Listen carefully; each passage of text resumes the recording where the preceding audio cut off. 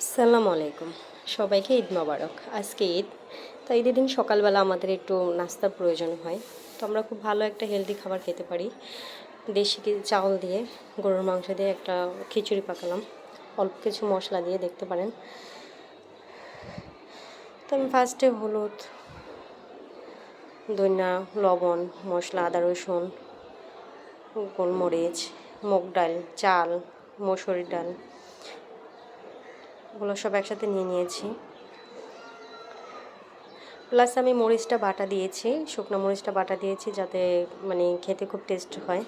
আমি বেটে নিয়েছি। দেশি রংপুরের কিছু আলু দিয়ে দিয়েছি, আর হলো আপনার একটা টমেটো, একটা বোম্বাই মরিচ, এটা কোনো ঝাল না, এটা সাদা মরিচ, এটা কোনো ঝাল হয় না। আর আমি 1 কেজির কাছাকাছি হলো গরুর মাংসটা নিয়ে নিলাম। তো আমার উপকরণগুলো আপনারা একটু ফলো করেন, খিচুড়িটা পাকিয়ে দেখেন, খুব টেস্ট হবে খিচুড়িটা। আমি ফার্স্টে মুগ ডালটা একটু ভেজে নিলাম। যখন হালকা একটু লাল হয়ে আসবে তখন এটা নামিয়ে ফেলবেন।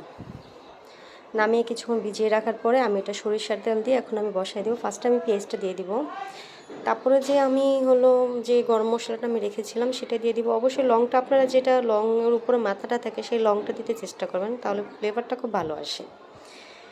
তো আমি এখন আদা রসুন বাটা দিয়ে দিলাম, মরিচ যে বেটে রেখেছিলাম ওটা দিয়ে দিলাম।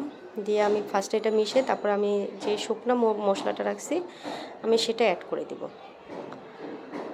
তো এখন একটু পানি দিয়ে আমি পুরোটা মশলাটা ভালো মতো কষিয়ে নিব। সবসময় খেয়াল রাখবেন মশলা যদি কষানো না হয় তাহলে অবশ্যই আপনার যে কোনো জিনিসের ফ্লেভারটা ভালো আসবে না। তো আমি এখন মাংসটা দিয়ে দিই। মাংসটা আমি ভালো মতো চেপে রেখেছিলাম, ছোটো ছোটো টুকরা করে আমি দিয়ে দিলাম। আর যে আলুগুলো আমি ছিলে রেখেছিলাম সেটা আমি মাংসর সাথে দিয়ে দেবো, যেহেতু আলুগুলো সিদ্ধ হতে প্রচুর সময় লাগে। আর মুগ ডালটা ধুয়ে সঙ্গে মাংসর সাথে দিয়ে দিতে চেষ্টা করবেন, কারণ মুগ ডালটাও হলো সিদ্ধ হতে অনেক সময় লাগে। মুগ ডাল, মসুরি ডাল আমি একসাথে আগেই মাংসর সঙ্গে দিয়ে দিব। এটা অবশ্যই আপনারা ফলো করবেন। যখন মাংস কষাবেন তখন মাংসের সাথে ডালটা দিয়ে দিতে চেষ্টা করবেন, দিয়ে চুলাটা কমে ঢেকে দিবেন। ঢেকে দেওয়ার পর যখন দেখবেন যে একটু মাখা মাখা হয়ে আসছে তখন চালটা দিয়ে দিবেন। তাহলে হয় কি যে ডালটা সিদ্ধ হয়ে যায় আর চালটার সাথে ভালো মতো অ্যাড হয়ে যায়, না তো চালটা সিদ্ধ হবে, ডালটা আপনার সিদ্ধ হবে না।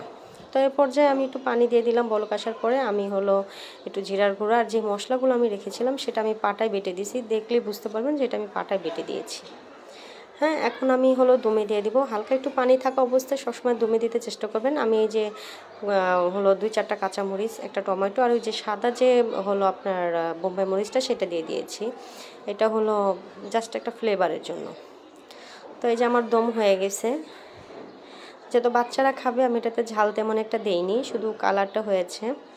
দেখেন আমার খিচুড়িটা অলরেডি হয়ে গিয়েছে, এখন পরিবেশন করার পালা। আপনারা খেয়ে অবশ্যই দেখবেন, অনেক টেস্ট। এটা হলো যে কোনো সময় আপনারা রান্না করে খেতে পারেন।